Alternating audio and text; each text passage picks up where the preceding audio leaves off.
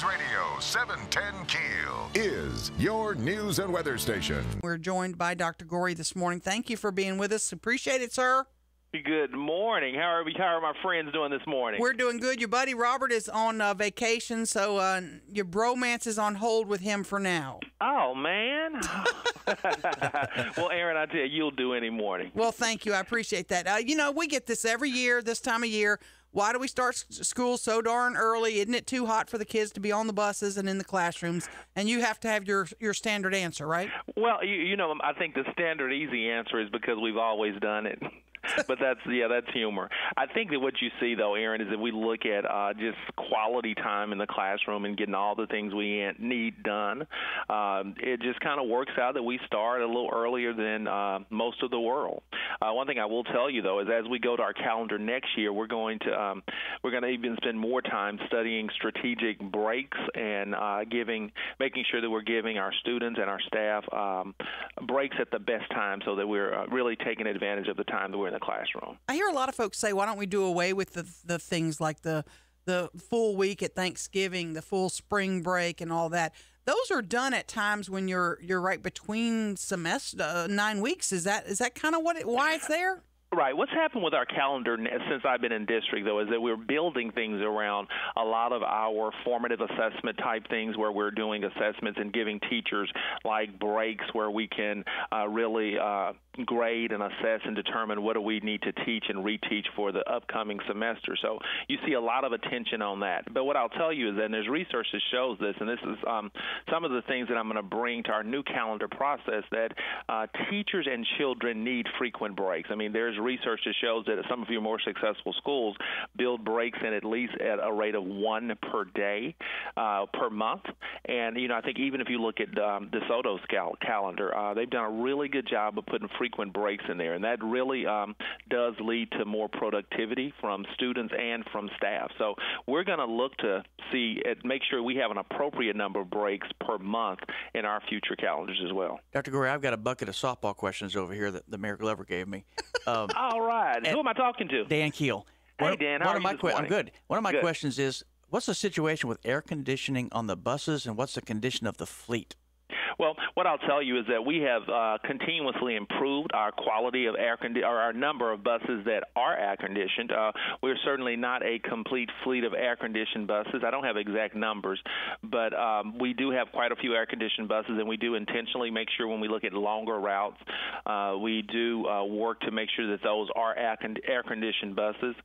We do everything we can to make sure the buses are as cool as possible, but there will be some challenges when you look at August 11th, that week, and it is hot still. So, but please know that we're taking every precaution we can to get kids home to and from school safely. So right now, correct me if I'm wrong, but there's one year-round school, Shreve Island, which my child two. Yeah, there's two. Okay. Yes.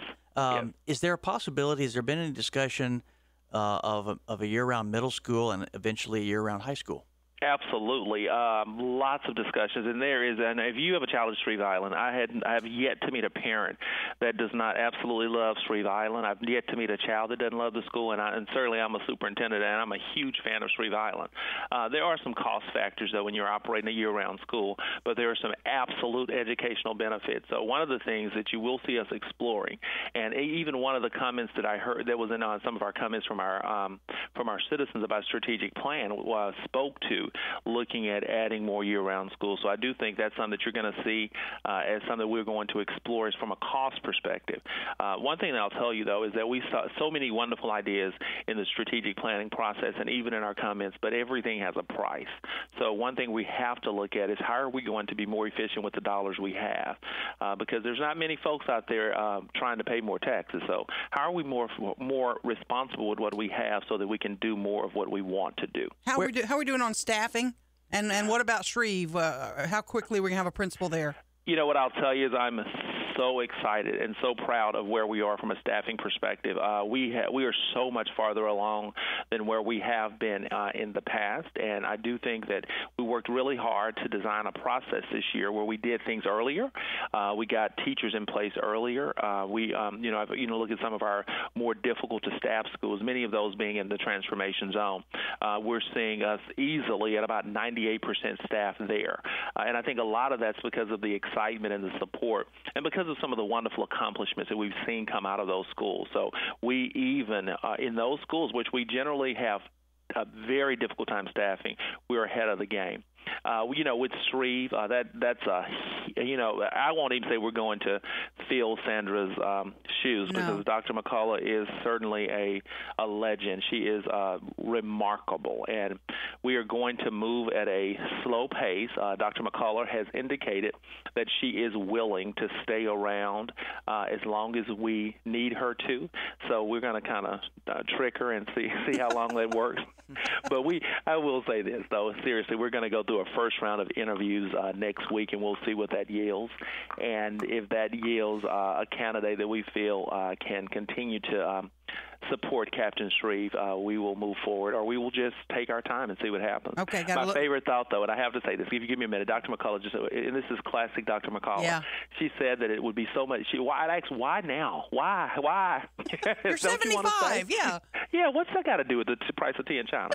But I told her that she says, it'll be so much easier to tell the next principal not to mess it up than to fix it. And I just think that's a cool way to go out. You got a point. Shreve is in great shape. As from a parent's perspective, it's in great shape. So we wish Dr. McCullough the absolute best. One quick thing. I saw a little bit of a delay, Reimagine Caddo. What was I seeing? Explain where that is, and we're just about out of time. What I'll say, and I'll go quickly, I'm so proud of the community and so excited with the information and feedback that the community has provided us. Some great comments, some very critical comments, but we appreciate and welcome it all.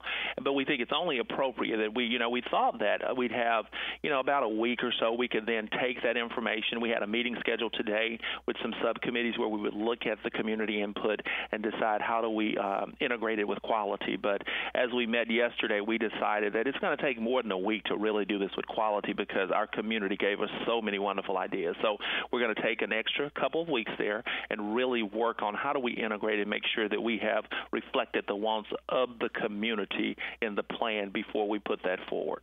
Dr. Lamar Goree, can't thank you enough for your time this morning. Always my pleasure, okay? You appreciate it. You have a great day. I'll do it.